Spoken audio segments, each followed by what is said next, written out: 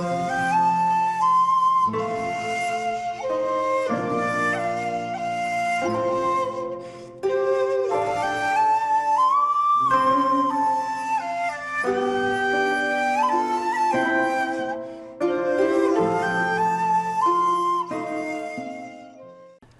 there, this is Solitude from Solitude Films, and welcome to another random review. And today's random review is of Bill Forsyth's 1983 film Local Hero. This is Criterion spine number 994, as the film finally, after all these years, was released in Blu-ray by Criterion in the US. And also it has a Region B release. It's funny because over the last year and a bit that I've been doing these videos on this channel, one of the great things that's kind of happened, a lot of films that weren't available in Blu-ray have now magically come to Blu-ray through Criterion or Arrow or 101 Films or Indicator, and it's been so good sharing with you guys and hearing of new releases from reviewers. Local Hero is Bill Forsyth's most perfect film.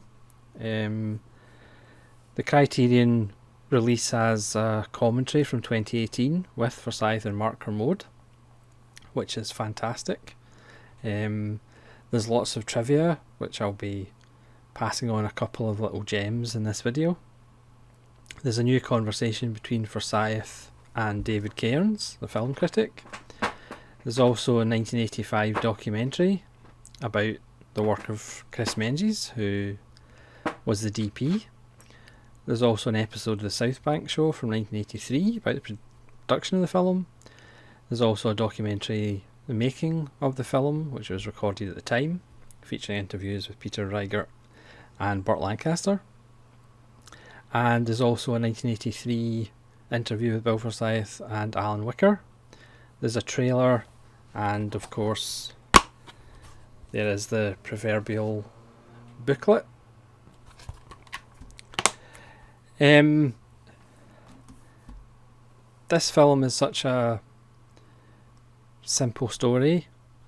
It's about an American who works for an oil company headed by Burt Lancaster, who goes to the Scottish Highlands to buy essentially a village and a beach so they can have an oil refinery. And as he gets to know the community, his feelings for the project change slightly, and also the owner of the oil company, played by Burt Lancaster,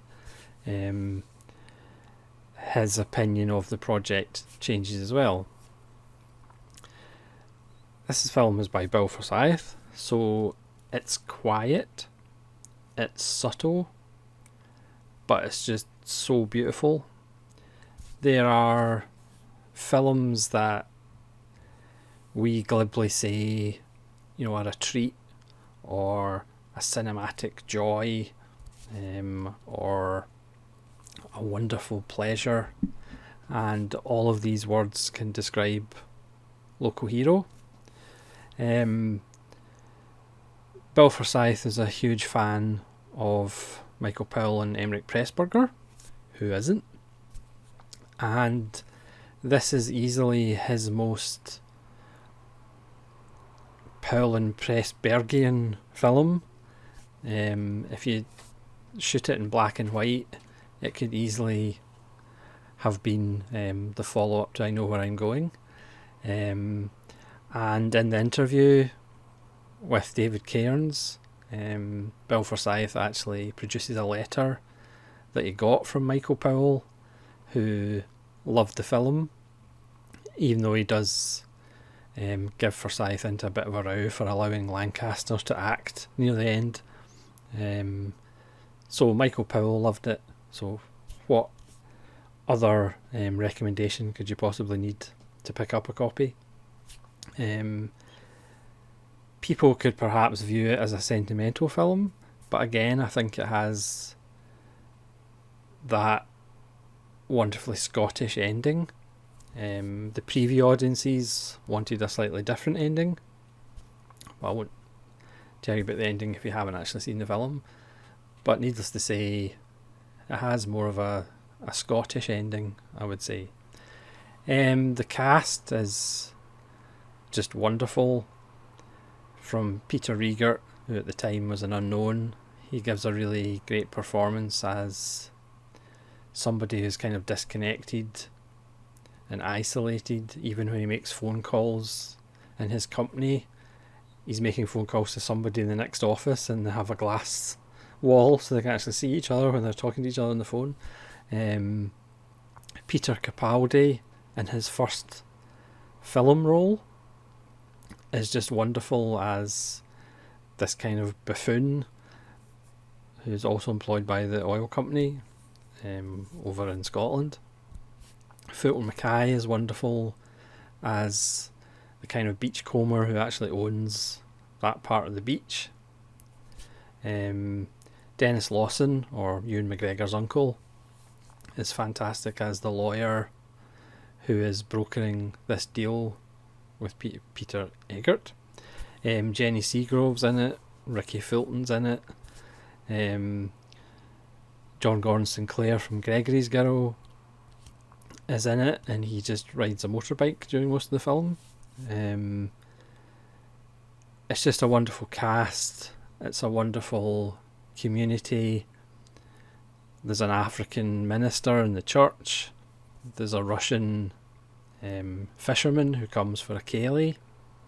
And interestingly enough, the Russian woman who he's arguing with when she drops him off was actually the interpreter at the Glasgow Film Theatre when Tarkovsky was there giving an interview. She was actually the interpreter, which is a fascinating bit of film trivia for me anyway. Just the thought of Tarkovsky in the Glasgow Film Theatre. But this film is about the details. It's about the little vignettes with these wonderful faces. Again, it's not a big showy comedy. It's a gentle comedy. There's wonderful sight gags. It's just so beautifully done. And again, Mark Knopfler's soundtrack, which is now world famous, actually came about because Mark Knopfler kind of put it out to producers that he wanted to do film work, and bizarrely David Putnam was the only producer that actually got back to him. And then he came up with this just beautiful music. And again, it does tread the line between being sentimental and melancholy. There's kind of different versions of the theme in the film, and again, they either play, slightly moving or quite depressing. They shot a lot of scenes late at night because again they had that magic time that they talk about, so they could shoot at 10 o'clock at night and there was just natural light because they shot it around June, July. And again, it's a film that almost has that kind of magic realism, but still the kind of underlying darkness of life and humanity. Obviously with what happens to Trudy the rabbit, but I won't mention Trudy the rabbit. It's quite a touchy subject. If you haven't seen this film, if you're in for an absolute treat. This was Bill Forsyth's third film after That Sinking Feeling in Gregory's Girl.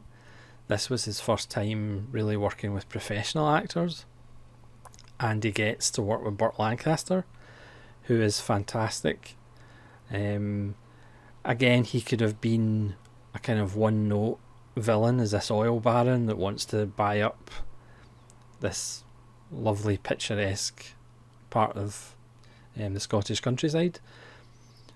You know, he is having therapy, but it's abusive therapy, which is quite hilarious. And this is one of Burt Lancaster's 3 great late career performances, along with Field of Dreams and Louis Malle's Atlantic City. He's just wonderful in this, as he comes in at the end of the film and meets Fulton Mackay and they talk about stars together. There's scenes where he's still got that Burt Lancaster twinkle in the eye, but there's also scenes where he flexes a bit of his Burt Lancaster muscle, because he is still, as an older gentleman, he still has quite an intimidating physical presence, because obviously started off as an acrobat.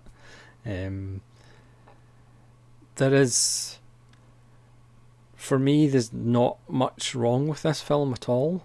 It's one of the greatest British films of all time. It's one of the best films of the 80s.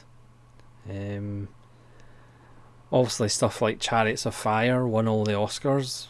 I think that was in 1981.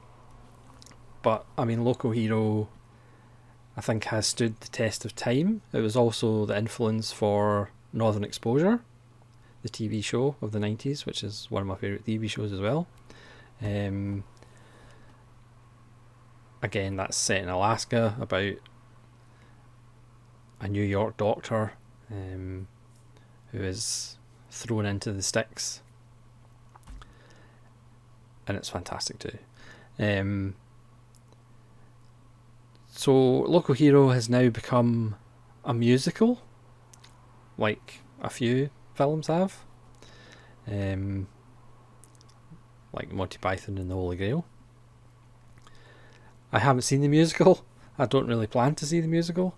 Martin Offler wrote the songs for the musical. I believe Bill Forsyth was involved in some level.